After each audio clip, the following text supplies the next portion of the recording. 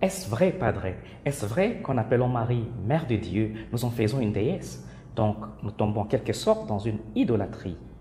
Nina Fangbon, bonjour à tous et spécialement nos amis qui nous suivent à partir du Bénin, à Cotonou, d'où nous vient cette question de Olivier Kouakou. Une question à laquelle notre équipe répond par la voix de Eric Gatera. Historiquement, la grande majorité des chrétiens ont toujours appelé Marie la Mère de Dieu, en grec la Théotokos. Cela est un point que les catholiques, les orthodoxes et les protestants traditionnels ont en commun. Cependant, une minorité ont réagi avec véhémence à ce titre, car ils suspectent une forme d'idolâtrie qui fait de Marie une sorte de déesse. Et pourtant, cela n'en est pas le cas.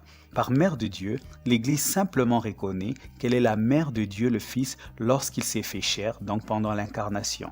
La catéchèse de l'Église catholique au paragraphe 495 dit « Celui qu'elle a conçu n'est autre que le Fils éternel du Père, la deuxième personne de la Sainte Trinité. L'Église confesse que Marie est vraiment Mère de Dieu, Théotokos. » Cette appellation de Mère de Dieu fut articulée avec des sentiments profondément bibliques pour capturer à la fois l'honneur fait à Marie ainsi que mettre en relief l'identité de son fils Jésus. C'est dans les textes bibliques entourant la nativité du Christ qui ressortent le justificatif de l'appellation Mère de Dieu. Premièrement, le titre donné à Marie comme Mère de Dieu est justifié dans l'évangile de Saint Luc pendant la visitation à Sainte Élisabeth où il est écrit « Élisabeth fut remplie de l'Esprit Saint, elle s'écria d'une voix forte « Comment m'est-il accordé que la mère de mon Seigneur vienne auprès de moi ?» Luc 1, 41-43.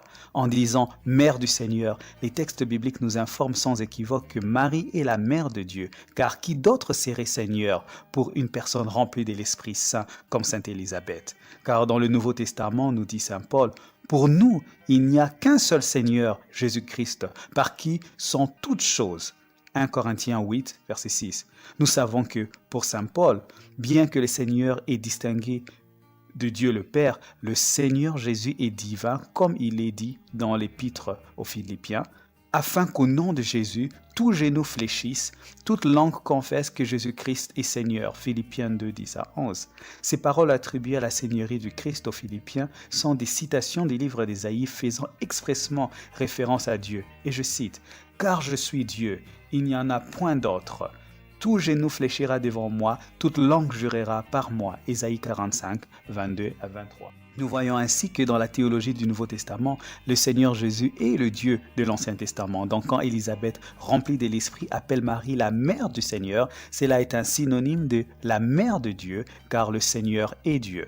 Additionnellement, le contexte de Luc chapitre 1er nous indique que le mot Seigneur est cité au total 17 fois. Et nous notons que le 16 autres fois, en dehors du cas de Luc 1, 43, qui fait référence à la Mère du Seigneur, le mot Seigneur est utilisé comme synonyme pour Dieu dans tous les autres versets, sans exception. Il est donc raisonnable, selon le contexte, d'inférer que la 17e fois où le mot Seigneur est utilisé dans le même chapitre de Luc 1, que cela soit également une référence à Dieu. Ainsi, Mère du Seigneur est équivalent à Mère de Dieu selon le contexte de Luc 1. Deuxièmement, le titre Mère de Dieu est aussi justifié dans l'évangile de Saint Matthieu lors de l'annonciation par l'ange Gabriel. L'évangéliste commente « Voici la Vierge sera enceinte, elle enfantera un fils, et on lui donnera le nom d'Emmanuel, ce qui signifie Dieu avec nous. » Matthieu 1, 23. La révélation biblique nous informe que la Vierge était enceinte d'Emmanuel, elle enfanta Emmanuel, en d'autres mots la Vierge Marie est la mère d'Emmanuel. Puisqu'Emmanuel signifie Dieu avec nous, Marie est donc la mère de Dieu avec nous, car même dans l'humanité de Jésus, le véritable Emmanuel habite corporellement toute la plénitude de la divinité, nous dit Colossiens 2,9. Ce n'est donc pas poussé par un désir d'idolâtrie que l'Église catholique annonce depuis près de 2000 ans, que la Sainte Vierge Marie est la Théotokos, c'est-à-dire Mère de Dieu. C'est plutôt poussé par l'Esprit Saint, à l'instar de Sainte Élisabeth, que nous reconnaissons sans timidité que la Mère du Seigneur est en effet la Mère de Dieu. Merci donc de nous avoir suivis. Je vous dis à mardi prochain pour la suite de notre série de vidéos 5 minutes de vérité dans la charité.